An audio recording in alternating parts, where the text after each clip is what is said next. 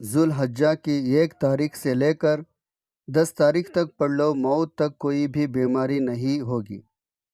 ہر قسم کے لا علاج بیماری، چاہے کینسر ہو، شوگر ہو، بلڈ پریشر ہو یا پھر کوئی بھی بیماری ہی کیوں نہ ہو، بس نماز فجر کے بعد یہ 3 کلمات پڑھ لینا، انشاءاللہ جسم سے ہر قسم کی بیماری ختم ہو جائے گی۔ کوئی بھی سخت سے سخت بیماری ہی کیوں نہ ہو، بس نماز فجر کے بعد یہ 3 کلمات پڑھ لینا، انشاءاللہ اللہ تعالی ہر قسم کی بیماری سے نجات عطا فرما دے گا، پھر موت تک کوئی بھی بیماری نہیں ہوگی انشاءاللہ۔ ناظرین اکرام، فجر کی نماز کے بعد یہ کلمات 3 مرتبہ پڑھ لیں، انشاءاللہ چلتے پھرتے اس دنیا سے رخصت ہوں گے۔ جسم میں جو بھی بیماری ہوگی، جس قسم کی بھی بیماری ہوگی، یہ 3 کلمات پڑھنے کی دیر ہے، ہر قسم کے لا علاج بیماری بھی ختم ہو جائے گی۔ یہ کلمات بہت زیادہ طاقتور کلمات ہیں، ان کلمات کو اپنی زندگی میں 1 مرتبہ لازمی پڑھ لینا۔ یہ کلمات پڑھ لینے سے اللہ تعالیٰ جسم سے ہر طرح کی بیماری ختم فرما دے گا اور اپنے بندے کو شفا عطا فرمائے گا۔ ناظرین اکرام، اللہ کے نبی کی عمر مبارک جب 7 برس کی ہوئی تو سرکار کی آنکھیں دکھنے لگی۔ آپ صلی اللہ علیہ وسلم کی دادا حضرت عبدالمطلب نے آپ کا بڑا علاج کروایا، مگر سرکار کی آنکھیں ٹھیک نہیں ہوئیں۔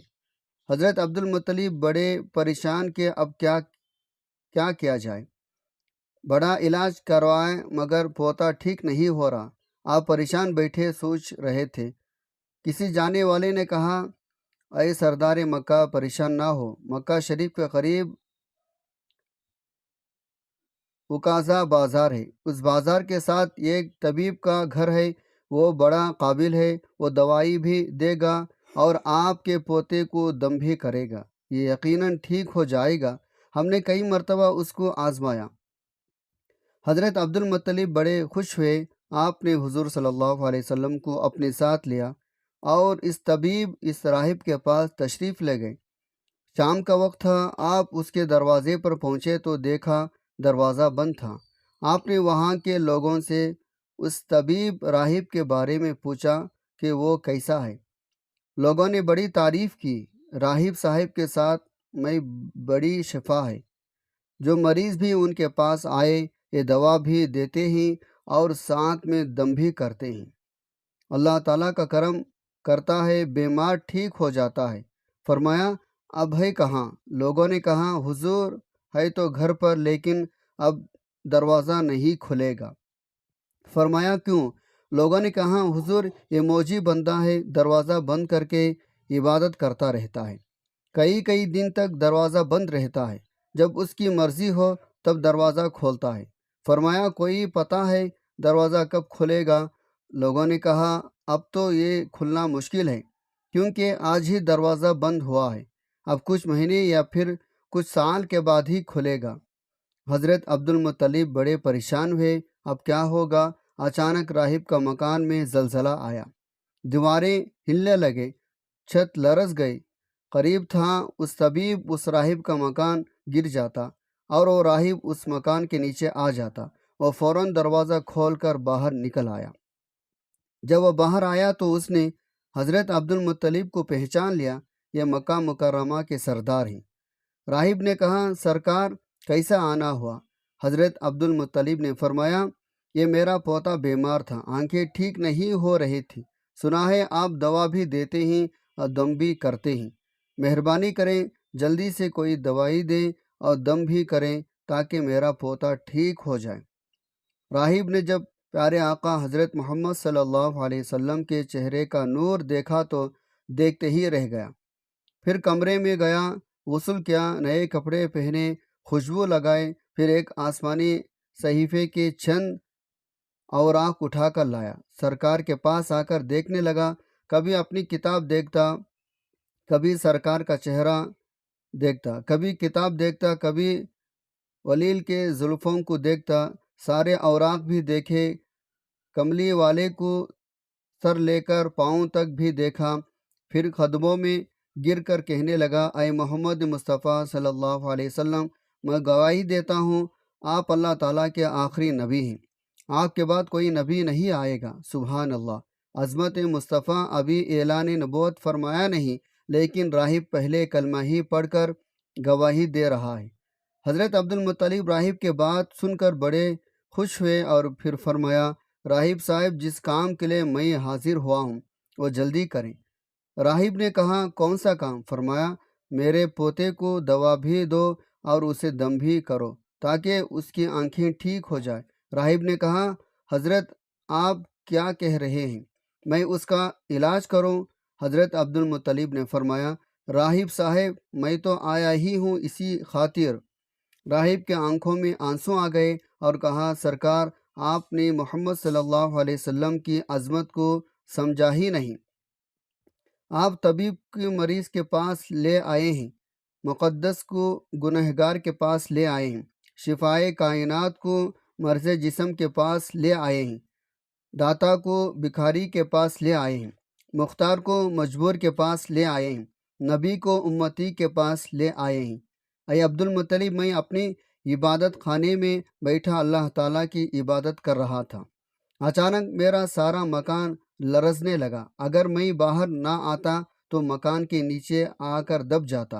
اے سردار مکہ، تیرا یہ پوتا بڑی شان والا ہے، بڑی عظمت والا ہے، بڑے مقام والا، دیکھ اس کے چہرے سے نور کے فوارے نکل رہے ہیں، کائنات کی یہودی اس کے دشمن ہیں، اسی طرح لے کر اس کو نہ پھرا کرو، کہیں کوئی یہودی اس کو تکلیف نہ دے، جاؤ اس کو اپنے گھر لے جاؤ۔ حضرت عبد المطلب نے فرمایا، راہب صاحب آپ نے میری بڑی رہنمائی فرمائی، شکریہ، لیکن اصل مسئلہ تو اپنی جگہ رہا، جس مقصد کے لیے میں آیا تھا وہ تو حل نہ ہوا۔ راہب نے مسکرا کر کہا، اے سردار مکہ، ان کے آنکھوں کا علاج خود انہی کے پاس موجود ہے، تمہیں پتہ ہی نہیں۔ فرمایا، کہاں ہے علاج؟ راہب نے کہا، سردار مکہ محمد صلی اللہ علیہ وسلم کا لعاب شریف نکال کر ان کے آنکھوں میں لگاؤ، یہ بالکل ٹھیک ہو جائیں گے۔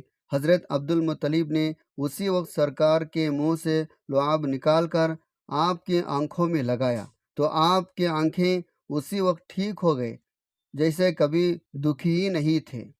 حضرت عبد المطلب بڑے حیران ہوئے، اس راہب کا شکریہ ادا کیا چلنے لگے تو راہب نے کہا، حضور شکریہ تو آپ کا، آپ نے مجھے سرکار کائنات کی زیارت کروائی۔ حضرت عبد المطلب نے فرمایا، راہب صاحب آپ کا دم بہت مشہور ہے، سنا ہے آپ جس کو بھی دم کرتے ہیں وہ مریض اسی وقت ٹھیک ہو جاتا ہے۔ وہ دم کیا کرتے ہیں، وہ الفاظ کیا پڑھتے ہیں جن میں اللہ تعالیٰ نے اتنی تاثیر رکھ دی ہے؟ راہب مسکرا کر پڑھا اور کہا، حضور جب مریض میرے پاس آتا ہے تو میں اللہ کی بارگاہ میں ہاتھ اٹھا کر کہتا ہوں، یا اللہ تجھے آخری نبی کی عظمت کی قسم، تجھے اس کے پیار کا واسطہ، اس کی محبوبیت کا واسطہ اس بیماری کو شفا دے دیں۔ پھر میں مریض پر دم کرتا ہوں، اللہ تعالیٰ بیمار کو شفا دے دیتا ہے۔ ماشاء اللہ۔ ناظرین اکرام، حضور صلی اللہ علیہ وسلم نے اپنی پوری زندگی نہایت سادگی سے گزاری، آپ کے خوراک نہایت سادی تھی۔ پیارے دوستوں، کسی بھی شخص کے اخلاق کردار کا مطالعہ کرنا ہو تو اس کی عادت کے ساتھ ساتھ اس کے لباس اور اس کی گفتگو سے اندازہ لگایا جا سکتا ہے وہ کس طرح کی زندگی بسر کر رہے ہیں۔ نبی کریم صلی اللہ علیہ وسلم حکمران ضرورت تھے، لیکن اس کے ساتھ ساتھ آپ صلی اللہ علیہ وسلم نہایت متواضع تھے، آپ کے خوراک اتنی کم اور سادی تھی۔ حضرت انس رضی اللہ عنہ بتاتے ہیں، نبی صلی اللہ علیہ وسلم کے ہاں کبھی گوشت اور روٹی کا کھانا صبح و شام دو وقت موجود نہیں تھا، ہاں لیکن جب مہمان آتے تو ایسا ممکن ہوتا، یعنی دونوں وقت کھانا موجود ہوتا۔ مہمانوں کے حوالے سے اللہ کے رسول صلی اللہ علیہ وسلم کی تعلیمات کو پڑھ کر آگے بڑھتے ہیں۔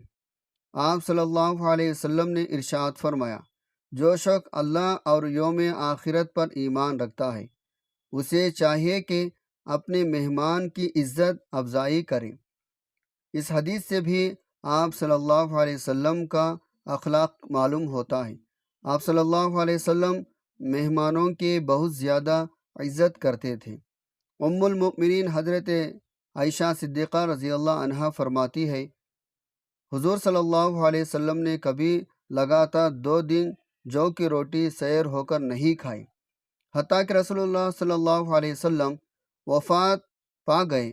حضرت عائشہ صدیقہ رضی اللہ عنہا سے مروی ہے، ایک دوسری روایت میں ہے، جب سے آپ صلی اللہ علیہ وسلم مدینہ منورہ تشریف لائے، آل محمد نے کبھی مسلسل 3 راتیں گندم کی روٹی سیر ہو کر نہیں کھائی، حتیٰ کہ آپ وفات پا گئے۔ حضرت ابن عباس رضی اللہ عنہ کہتے ہیں، رسول اللہ صلی اللہ علیہ وسلم آپ کے اہل خانہ مسلسل کئی راتیں بھوکے سوتے تھے، انہیں رات کا کھانا میسر نہیں ہوتا تھا، ان کی زیادہ تر روٹی جو کی ہوتی تھی۔ حضرت عائشہ صدیقہ رضی اللہ عنہا فرماتی ہے، رسول اللہ صلی اللہ علیہ وسلم میرے پاس تشریف لائے اور پوچھتے ہیں، کھانے کو کچھ ہے؟ میں عرض کرتی، یا رسول اللہ کوئی چیز نہیں۔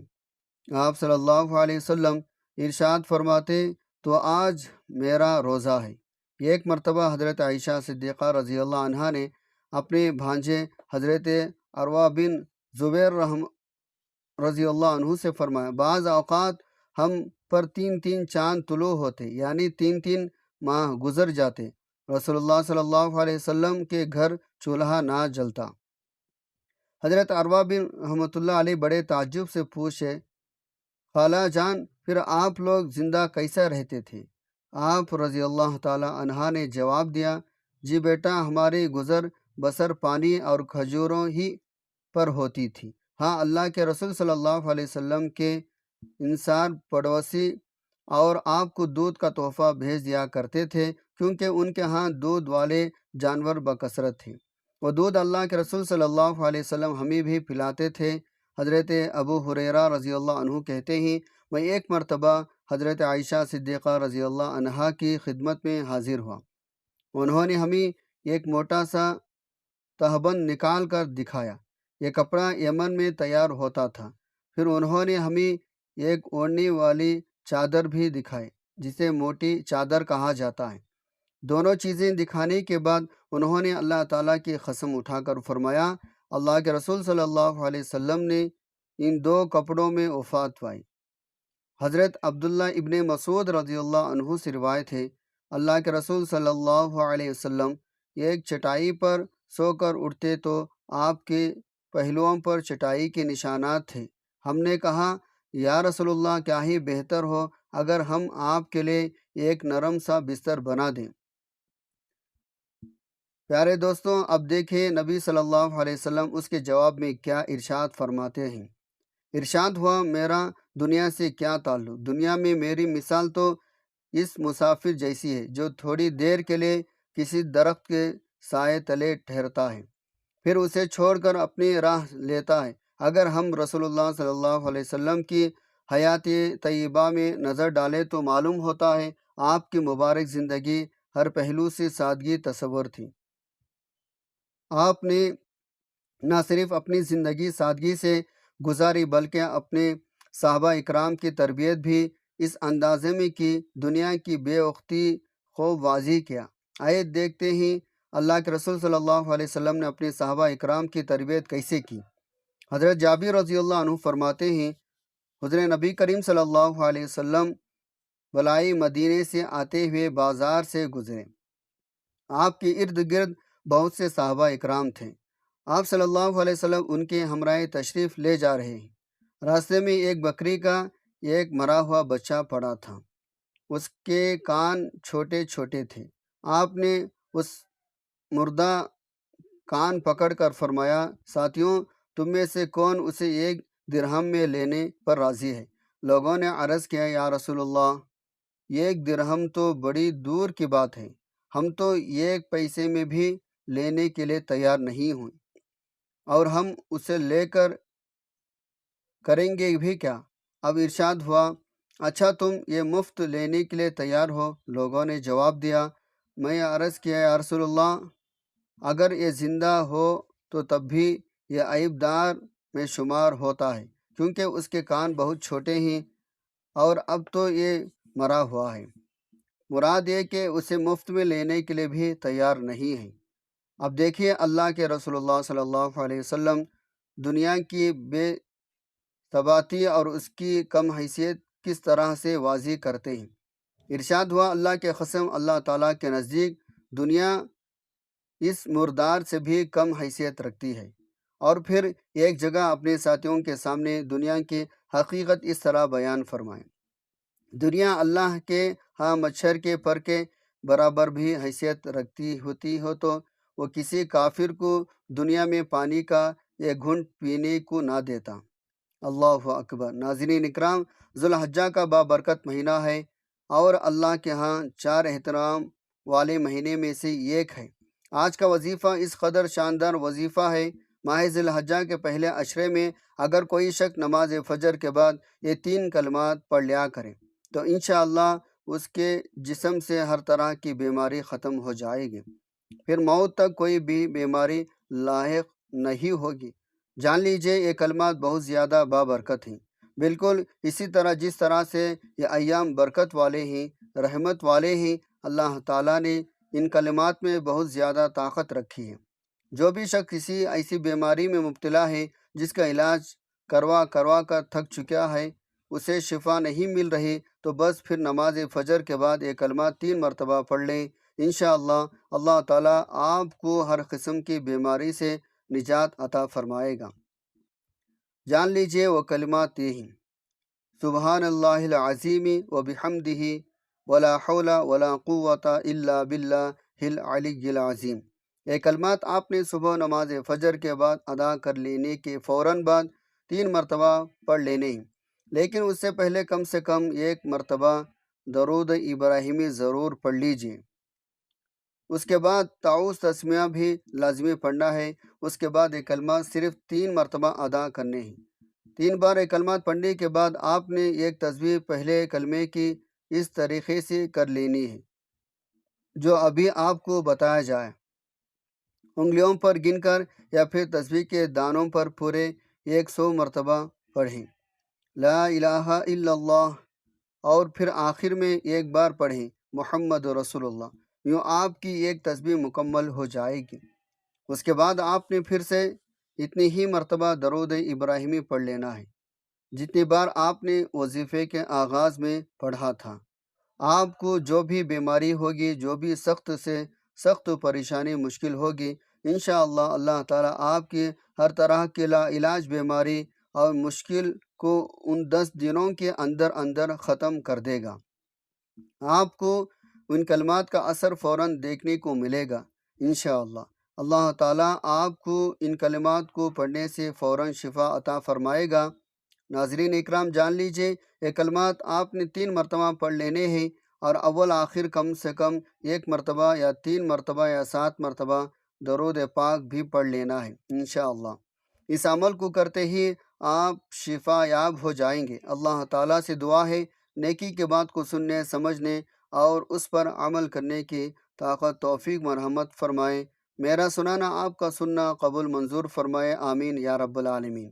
ناظرین اکرام، آخر میں آپ سے درخواست ہے میرے آج کی اس ویڈیو کو لائک اور شیئر کر دیجئے اور ہمارے اس چینل کو سبسکرائب کر لیجئے۔ جزاک اللہ خیراً کثیرا۔ اللہ ہم سب کا حامی و ناصر ہو، آمین۔ السلام علیکم ورحمۃ اللہ وبرکاتہ۔